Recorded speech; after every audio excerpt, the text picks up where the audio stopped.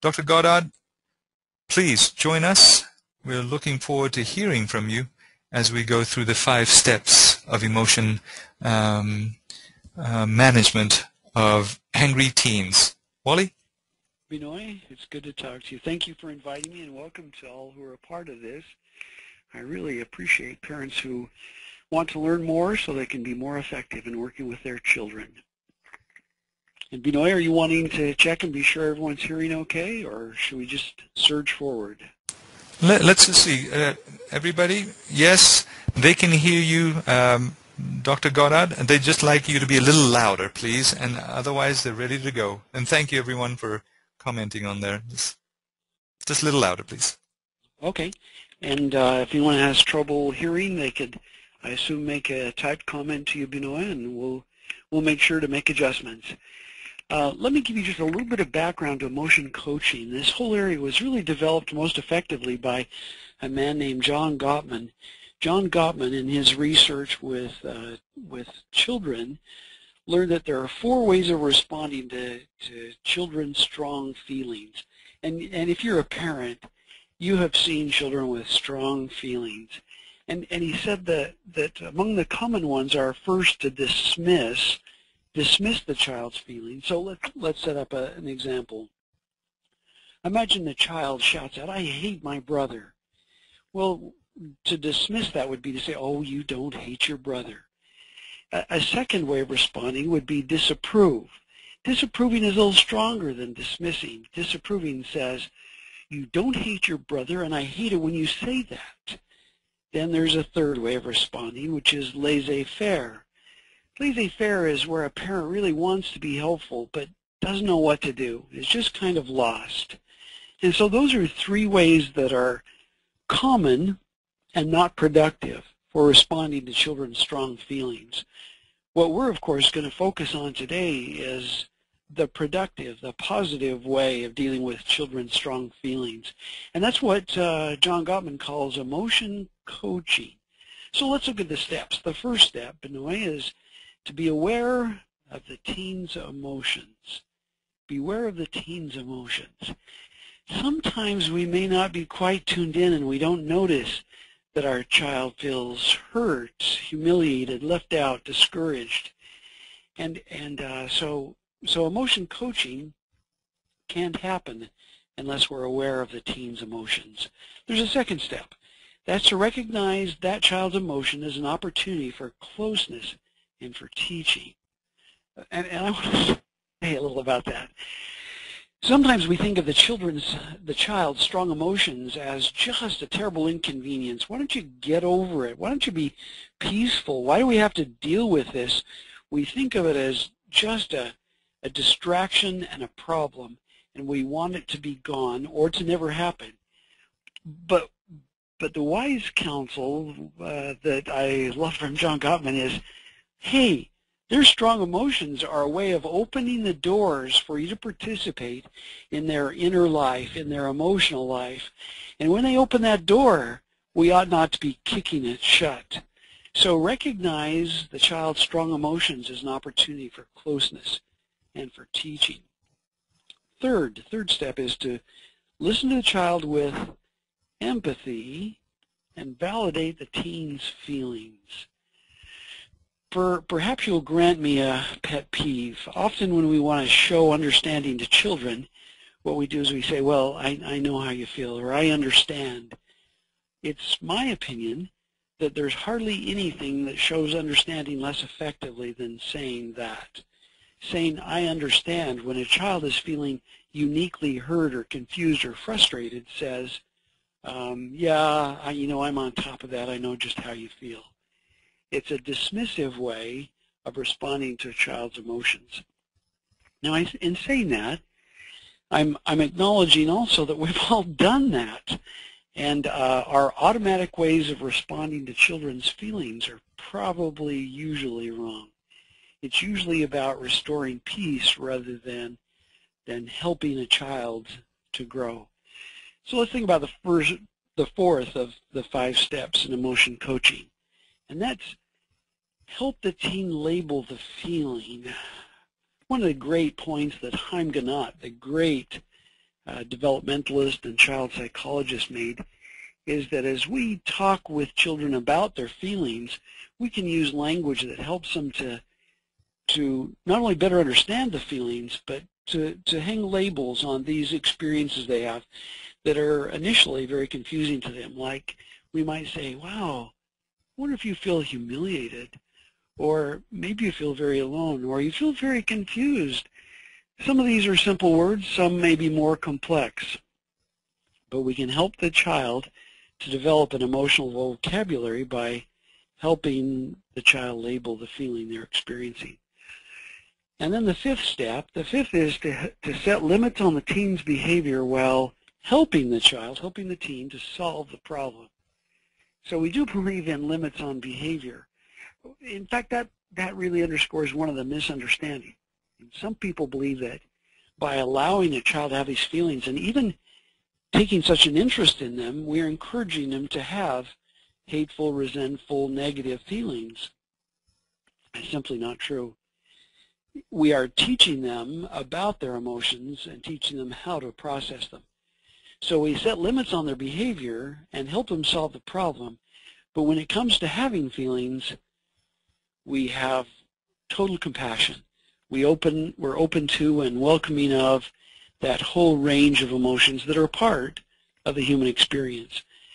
Doing this, of course, makes such a difference in children's emotional competence as they develop.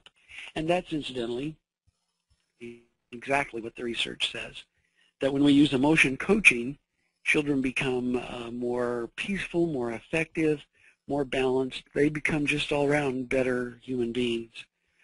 Now, as you look at these steps, why don't I leave these in front of you for a minute while I visit an example. Let me tell you a story about a boy comes home from school. He's junior high age or middle school age, those early teen years. He comes home and he's tense and he's upset and his fists are tight and you can just see that something is wrong. Now I'm guessing that the instinctive parental response to that is to say, what's wrong? What happened? And I think the almost universal response is going to be nothing. So knowing that it won't work, we still tend to ask the unproductive question, what's wrong with you, or what's bothering you? The more emotionally astute thing is starting with, one, being aware of the child's emotions, recognizing that there's an opportunity. We then communicate that we have seen the feeling and are trying to understand it.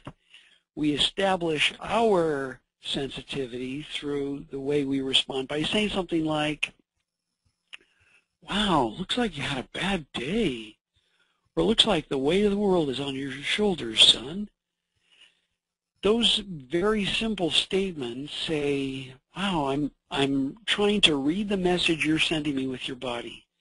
I'm looking at you, I'm looking at your posture, I'm looking at your attitude and trying to understand it, and I'm going to try to reflect it back to you in the simplest way I know how, in the fewest words possible. Because one of the temptations is to say way too much. So let's imagine we've said, oh, son, looks like you've had a bad day, and then we stop. At this point, the child has a choice to make. In this case, the child said, you know what, we were riding home from school on the bus today, and everybody's acting crazy and running around and shooting spit wads and doing crazy stuff, and the bus driver stopped the bus, and he came back, and he grabbed me and stood me up and started yelling at me and blamed it all on me. Maybe this sounds remotely familiar. You may not have had a bus episode in your dealings with your child, but there's been something where the child reported having been dealt a dirty deal by someone. The instinctive parental response is to react based on experience with the child. If we tend to be really irritated with that kid, if we think that kid's kind of a troublemaker, if we're having a bad day, then we tend to say, you know, I don't know how that bus driver puts up with you. You shouldn't be allowed to ride that bus. You don't deserve it. Wow. I hope you're sensitive enough to know how that has to hurt a child, even as he may not admit it. Still, how painful to be told that somehow you aren't really fit for society. Now, there's another response that's not uncommon among parents. Sometimes we look at our dear child, the child we want to protect and help, and whom we would like to spare pain if we can, and we say, son, how about if you and I go down and find that bus driver and we rough him up a little? Now, okay, that's kind of extreme, but inside of us there tend to be these impulses. Nobody's treating my kid that way, and so that's the other response. Intriguingly, those two seemingly different responses have one thing in common. They assume that we know everything and can impose our omniscience on our child and the rest of the world. And they fail to help the child process the feeling they're experiencing. Instead, what I want to recommend is that number three is listen with empathy and validate the teen's feelings, or more broadly, the child's feelings. Listen with empathy. So if our son has said, everybody was acting crazy, they were being stupid, and the bus driver stopped the bus and came back and blamed it all on me. Oh, wow. I sure wish we were face to face, because I'm guessing a lot of you would recognize that there are a whole bunch of interesting feelings that are churning within the child. And our job is to listen with empathy and validate the teen's feelings. So maybe I would say simply, wow, son, that doesn't seem fair. I've listened with empathy, and I have said, you know, that feeling you have, I think I can understand that you might feel indignant and hurt and frustrated. And I want to show that by continuing to tune into what's happening in your soul. So maybe we even say, oh, son, what a painful experience. But now look at step number 4. We help the teen label a feeling. Maybe when we've shown that little bit of compassion, the child says, yeah, I mean, everybody else was acting crazy. Why did he blame me? Oh, again. What an opportunity to show compassion and to help the child develop an emotional vocabulary. May we say, oh, son, it sounds like you felt humiliated. Isn't that a rich word? Do we remember being young and sometimes being mistreated or misjudged and feeling humiliated? Especially when called names in front of our peers. What an awful experience. Now with that little bit of encouragement, just those few words, son, I wonder if you felt humiliated. Yeah, I mean, why did he blame me? It's just not right. And again, in the simplest possible way, we show that we're tuned in, we do care, and we'd like to try to understand the feeling. And maybe our statements are as simple as, it doesn't seem right, or, oh man, you feel really cheated, don't you? You feel like an injustice was done.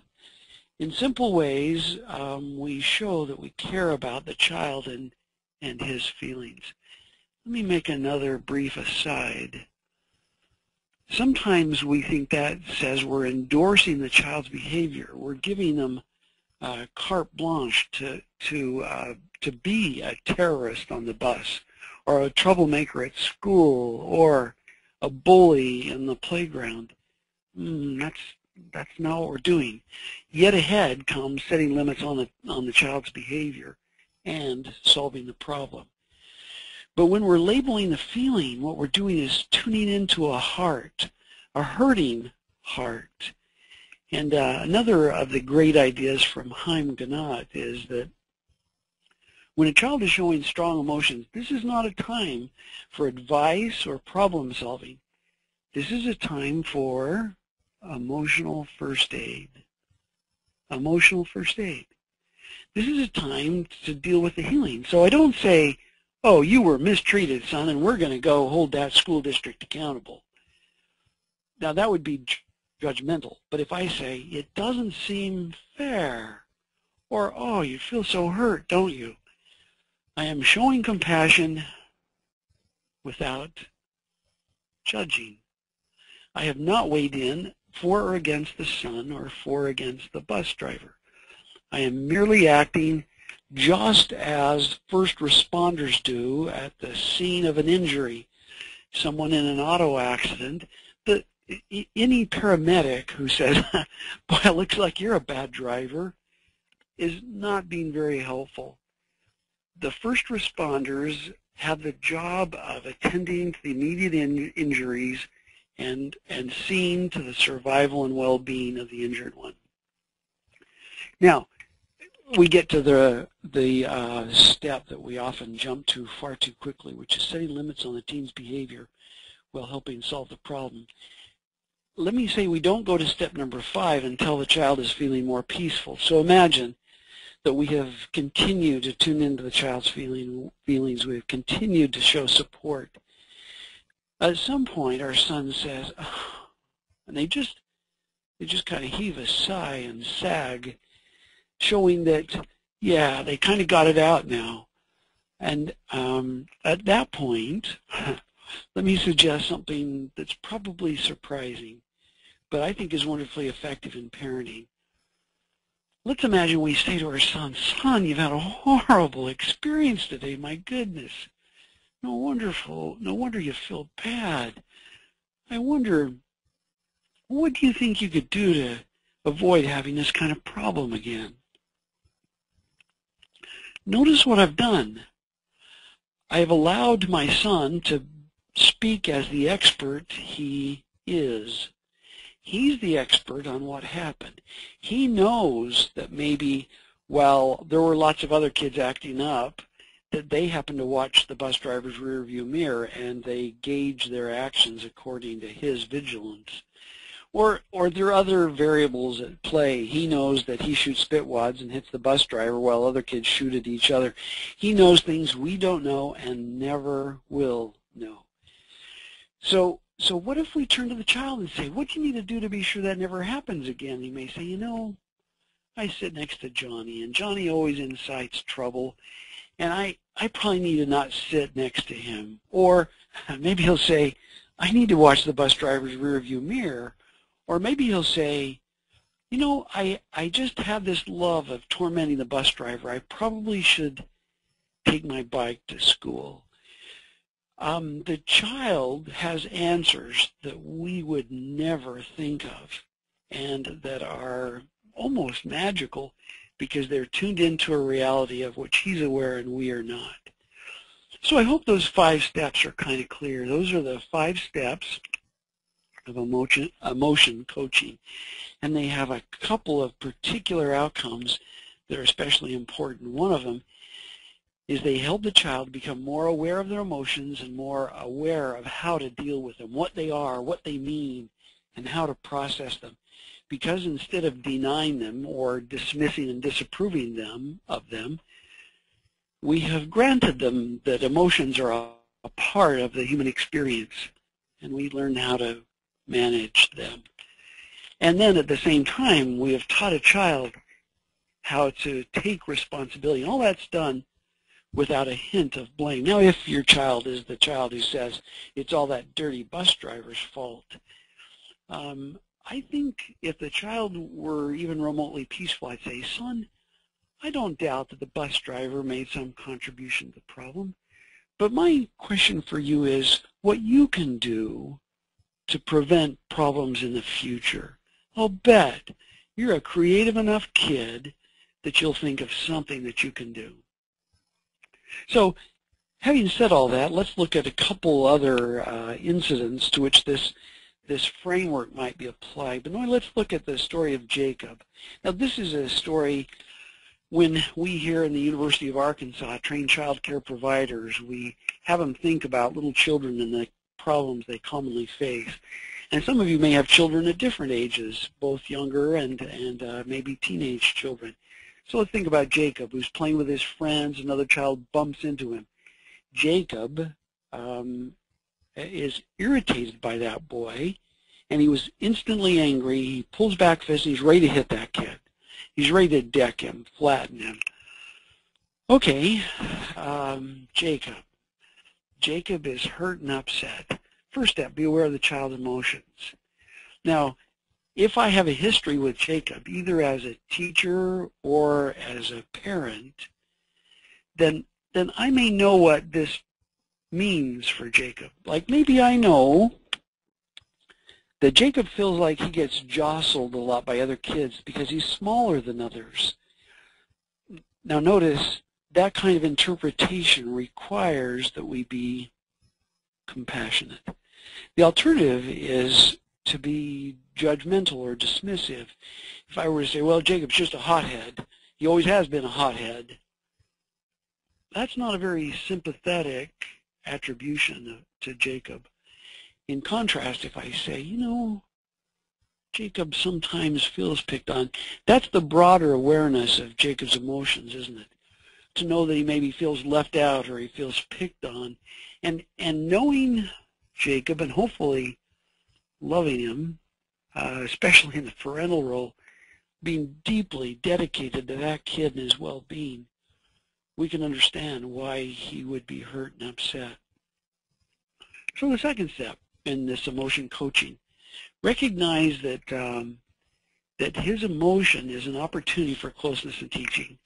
Boy, it's that attitudinal shift in our hearts that instead of seeing this as an inconvenience, instead of just wanting it to be done with, instead of not wanting to be bothered, we say, hey, the door was opened, a window was opened for us so that we have the opportunity of entering this child's emotional life. And then listen with empathy and validate the child's feeling. You know, Jacob, you hate being pushed, don't you? You're just sick of that. You sometimes feel like everybody's pushing you around. And boy, I can see why you'd be upset. So you can see that third step and how that plays out. We help the child label the feeling. It might be as simple as saying, oh, you're feeling pretty angry. Or maybe, I wonder if you're feeling indignant that you get picked on so much. Or right now you feel like hitting someone. And again, let me say it should be clear from our previous messages that we don't allow hitting. Hitting is not okay. But here's the key question. Have we all felt like hitting at one time or another? The feeling is understandable. The feeling is truly normal. So we help the child label the feeling. And then, and I want to stress this again, as soon as Jacob is feeling more peaceful, as soon as he's settled down, as soon as he has felt the healing salve of compassion, understanding enough that he's seeming more relaxed, more peaceful, and more ready to do some problem solving, then, and only then, can we move on to the problem solving. We might say, you know, Jacob, hitting people wouldn't do us any good, would it? I can understand why you're upset. What do you think we can do, or how can we understand what happened there? Do you think that kid was just being careless? Do you think that maybe he slipped, or do you think maybe he just didn't notice it because he was so focused on where he was going? Now, there's a little trick in some of what I'm doing there. It's offering some more neutral attributions. That is, instead of Jacob seeing this as a deliberate attack on him, I'm inviting him to see other interpretations, that maybe this is just an accident. Maybe it's maybe other people have stuff happening in their lives besides just simply tormenting him. I stress that because one of the things we know from research is that children who tend to be more angry tend to feel picked on, and that reality in their minds becomes a reality in their lives as they start interpreting what are sometimes actually neutral experiences as very hostile ones. That, just a side note, the same thing happens in couple relationships.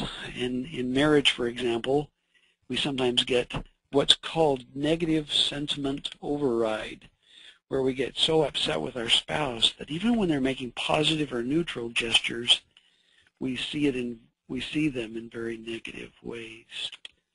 So, you know, I wish we were all face-to-face where we could easily process questions, but hopefully you have some, and you'll be entering them as the time comes. Let's look at the next situation. Situation number 2. Let's try to picture Ashley, a typical teen, you know, a good kid, a normal teenager.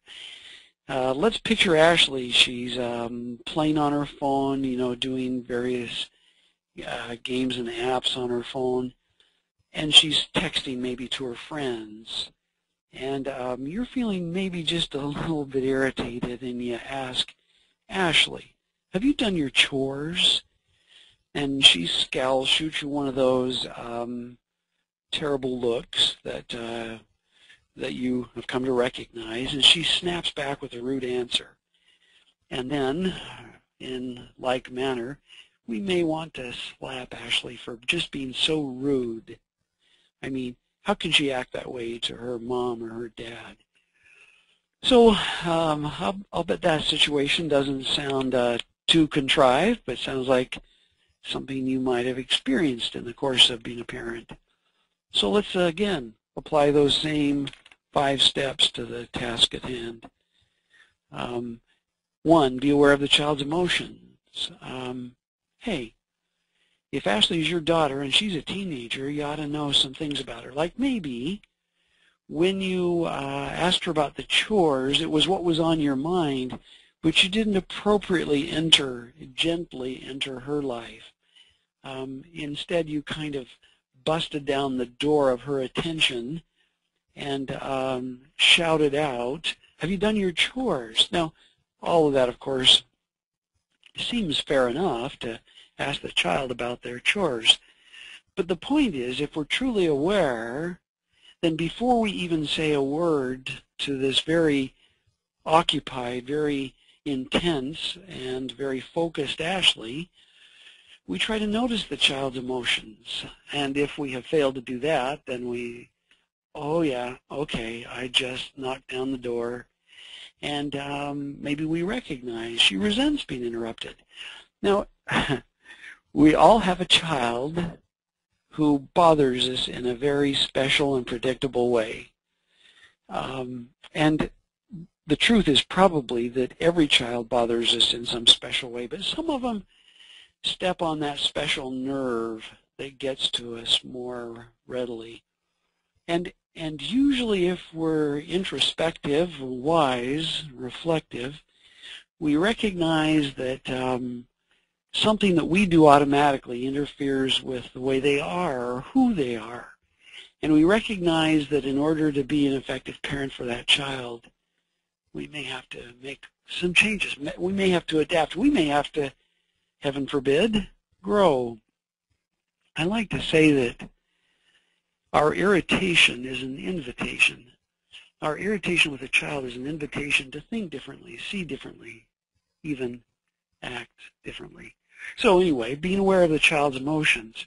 If we know Ashley and we remember our history, and instead of being inclined to blame our friction on Ashley, if we instead say, oh, you know, she hates being interrupted.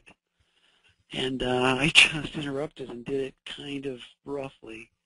Or maybe the other issue is, another likely candidate is chores. Chores. We have some kind of history around chores. And I want to be really clear. I believe in chores.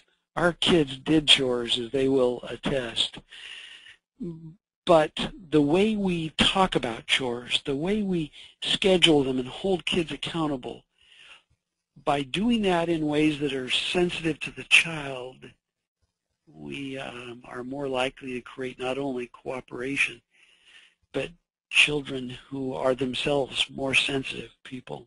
So anyway, you get the idea that we can be aware of the child's emotions, and I'm, as you can tell, broadening that to say be aware of the child's history. and our history with that child. Second, recognize emotion as an opportunity for closeness and teaching. We know we stepped on a nerve there, and we can say, oh, I can be defensive. I can indeed act on my impulse and slap her, or slap her with a punishment. Or I can say, oh, I did that badly, and I can use this as an opportunity to talk about how we work together, which might include, incidentally, our own invitation to the child saying, how could I initiate these kind of discussions in ways that are more sensitive to you, Ashley? I know when you get involved with texting or gaming or whatever, that may be a bad time. Tell me when I do need to get to you and I do need to deliver a message. What's the best way for me to do that? So anyway, we can, instead of seeing this as, okay, here's World War III and I don't intend to lose, we can say, here's an opportunity to get close to Ashley. Here's an opportunity to create some new agreements, some new understandings. And we can listen with empathy and validate the child's feelings. So, she said her smart aleck thing and spoke volumes to us with her scowl. And maybe we say, oh, you don't like being interrupted when you're in the middle of something, do you? Or, that was really inconvenient, wasn't it? I mean, we try to listen with empathy. Now, we're not saying that her foul mood and her scowl and her rude answer are okay. We're not saying that. We're only saying, in order to get to a solution, in order for us to find a way to get through this difference, I'm going to be the diplomat, the wise one, the adult in the room who will try to understand what you're experiencing. Because until one of us is ready to be a grown-up, we probably aren't going to find a solution.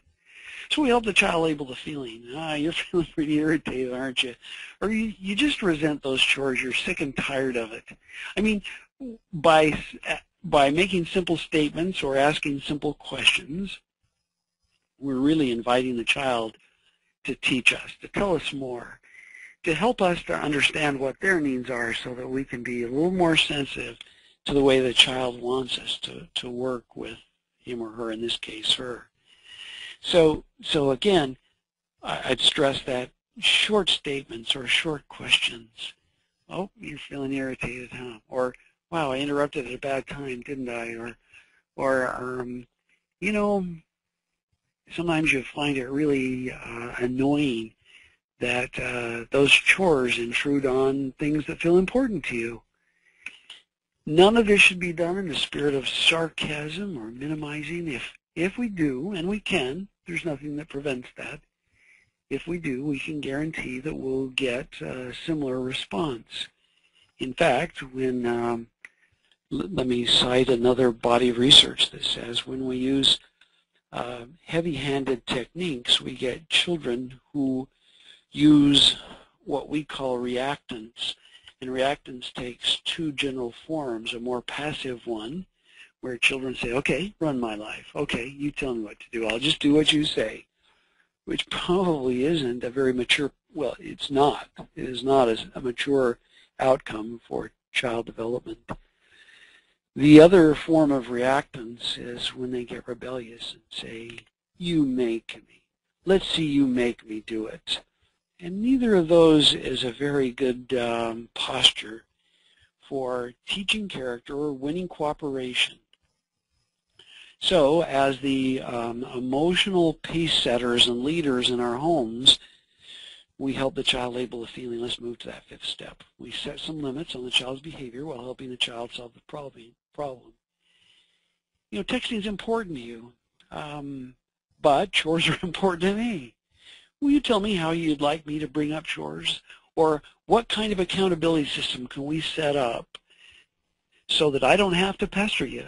You don't like to be pestered. You don't like to be interrupted. Tell me what kind of accountability system we can set up. And just a side note, we can be absolutely strong, completely determined in setting some strong limits. Like, for instance, we may say, I think a fair rule is that you not eat dinner until those chores are done, or you not be allowed to go out for the evening until the chores are done, or whatever it is. Each family has their own rhythms and their own rules, and each family has to decide what it is that's required and what the contingency is. You're not allowed to do this until that is complete. Now the child may protest, that's not fair, and a parent can say, I am delighted to find a solution that you and I both feel good about. If you've got a better idea, I really, really want to hear it. I welcome your thoughts. I think a wise parent is strong enough to say, unless we can find a better way, we're just going to have to do it the best way I know how as the parent. And that is heavy-handed if indeed the parent is not open to the child finding new possibilities. Maybe a child says, hey, the particular chore I've been assigned is the one I hate most of all. I would take 3 different chores if I didn't have to do that one. So we negotiate those expectations. But when a child is, shall we say, non-cooperative, is not willing to negotiate, it's okay for parents to say, hey, here's the boundary. I'll expect you to do this and do it this way, unless you and I can figure out a way that we both feel good about. So there's another scenario. I guess we've given 3. The story told by Chaim Ganat about a boy coming home after a bad experience on the bus, and then we've talked about a boy on the playground. We've talked about Ashley. I think with those as context for explaining that 5 steps to emotion coaching, I'll bet we're ready for questions and answers. And I think Binoy is going to be the spokesperson for those questions. Binoy? Thank you so much, Dr. Goddard. That was great. I'm taking notes. I've got my 17-year-old to be who's giving me enough that I'm taking notes on here. And there have been quite a few questions. So you can apply this today, huh? You've got a laboratory going, huh? My home would be a perfect lab for your help. And again, for everybody on the webinar, thank you. On the screen here, there are 2 URLs that can point you towards more materials that Dr. Goddard is associated with and can help you with, if that would help. But there have been quite a few questions. And please, for the remaining amount of time till the top of the hour, let's see if you guys have any questions. Please type them into the question portion, and time permitting, let's see if we can have Dr. Goddard help us with these questions. Let me go to a question that came in. Could I just say something about those 2 websites? Yes, please. The first one, AR Family, stands for Arkansas Families. I work for the University of Arkansas developing family programs. Virtually all of our content is available to you free at that website. You can go there any time of any day or night and find programs on couple relationships, personal well-being, and on parenting. And some of our programs are also in print, and they can be purchased in the hard copy, but all of the content is available to you free online. The second URL is a website I created related to the book, the classic parenting book that discusses this emotion coaching in practical terms. It's Between Parent and Child, written by Chaim Ganat, and a book that I helped revise a few years ago. It is, I think, the classic parenting book, and the authoritative guide to self-help resources recognizes it as perhaps the best parenting book ever written, and that credit, of course, belongs to Dr. Chaim Ganat. So the URL there, Between Parent and Child, is also the title of the book. On that website, I've posted information and some videos, and also some information from Between Parent and Teenager, another book that Chaim Ganat wrote. So all that content is also available to you free. The book itself, of course, costs and can be purchased from any bookseller. So with that said, Binoy, shall we turn to a question? Absolutely. And I'm going to start off with some very common questions that come about. Why is my teenage daughter always mad at me, even though I do everything I can to make her feel happy? Oh boy, that's a tough one, isn't it? Why is the child always mad? And the answer to that question, the honest answer to any parenting question is it depends. It depends on the teen and where they are and what they're experiencing. But let's try to give a more complete and helpful answer than that rather broad one. Often teenagers are feeling a great desire to start being adults. Their whole developmental process is focused on being adults. Our entire history with them is of them as children. There is an inherent conflict in adolescence around that issue of their separating from us, they're developing their independent identity. So that chafing often generates a fair amount of anger in the teen and frustration in the parents. And I think the person asks why, but the practical response includes what you can do, which is, I think, to use the very thing we've talked about. And you don't want to torment the child with, why do you seem so irritable today? That's a very unhelpful response, but to say, you know, some of this doesn't seem fair to you, does it? It just seems unreasonable. Tell me what you think would be a reasonable way. And invite them to propose solutions. Invite them to invest some of that energy, some of that maturity into to coming up with better ideas for managing the family system. But it's fair to say that some anger, frustration, and chafing is absolutely a normal process as a child is pushing towards greater autonomy and independence. And parents tend to want to hold back on that. My recommendation in general is that we give children progressively more autonomy as they show that they're ready to handle it. It does not mean giving them full control of their lives in one fell swoop. It rather means step by step, line upon line, allowing them more responsibility. And as they progress, holding them accountable. But using the very thing we've talked about is not a bad place to start. You know, you sure are upset. You wish some of these rules weren't there. Or sometimes you wish you had a little more privacy, or maybe even your own place. I mean, some of that is an attempt to help the child verbalize their fairly generalized feeling of frustration. So that's probably a good starting place. Binoy, do we have another question? Do you? We have close to 100 questions. We're going to have to. Wow. We're going to have to selectively pick the ones, I'm afraid, everybody on the webinar, to those that would help everybody kind of get it. One very appropriate question, going back to your Ashley scenario, is this question.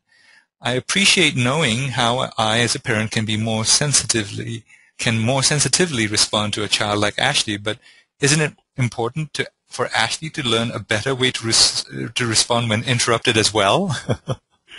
That's a great question. It is a terrific question, but the problem is who's going to learn from whose example? Absolutely, Ashley should and does need to learn to be more sensitive and more appropriate in her responding. And the best way for her to learn that is for us to indeed model it. There are times when we can say, and it's fair to say, honey, I'm trying really hard here, and I'd appreciate it if you and I can work together. I'm feeling a lot of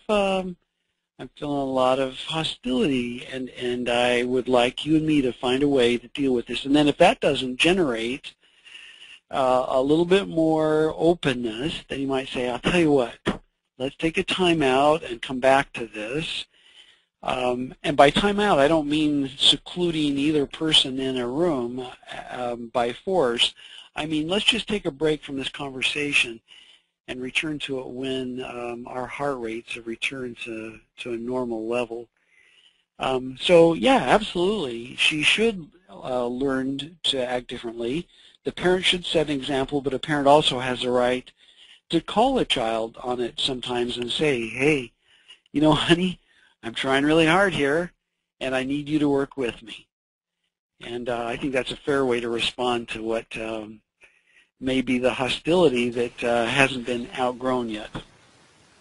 Thank you. And again, there are great principles you're sharing. It is an emotional topic for us parents. I can see it right now. One of the questions that was previously submitted upon registration is appropriate for everybody. And so the question that you answered is to take time out, but here's a question that came in previously. How to discipline teens in the home when they disregard parental authority in the home?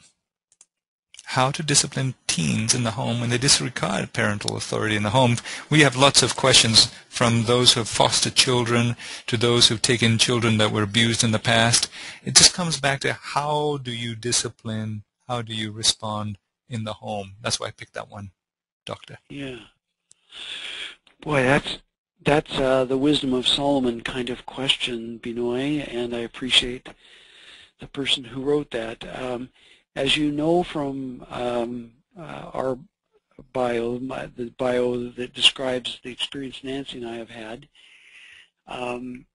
we not only have 3 children of our own, but we also had about 20 foster children. And that question can apply equally well to either. However, with our own children, we have a history that should help us to understand what kind and amount of control works best and when and how to apply brakes to their lives. You know, we may know that a child doesn't respond well to the pecking at them and reminding and bothering them, but they do respond well to humor. And so we use what works with that child. I also believe our experience with our foster children is you have to start where they are and try to move them towards a slightly better place. And that means that the rules were different for our foster children than for our own children sometimes because they were in very, very different places. And truth to tell, we stopped having foster children in our home as our own children approached their teen years in order to prevent some of the conflicts that might arise out of those different rules. So we started by setting some expectations. Now, if a parent has never set a limit, if a parent has never said, that's just out of bounds, I can't allow that. If a parent has not fairly consistently been willing to be a bad guy who said, no, I don't feel good about that, then they're going to have a hard time starting to do very much of that all at once when a child is a teenager. I recommend starting where they are and moving steps in the right direction. There hopefully are some things, some resources that parents still control, like the use of the car, or hopefully parents have some control over the child's ability to go out and do things. And so start where you are and work towards a more balanced and responsible way of the child being accountable. Thank you. I am looking at the clock. It's almost getting to the top of the hour. Let's try to squeeze in just a few more because there are so many questions. And what I'm looking, as I'm looking at the questions, is looking for these themes where I can pick out one that will take into account 3, 4, 5 other questions of the same kind.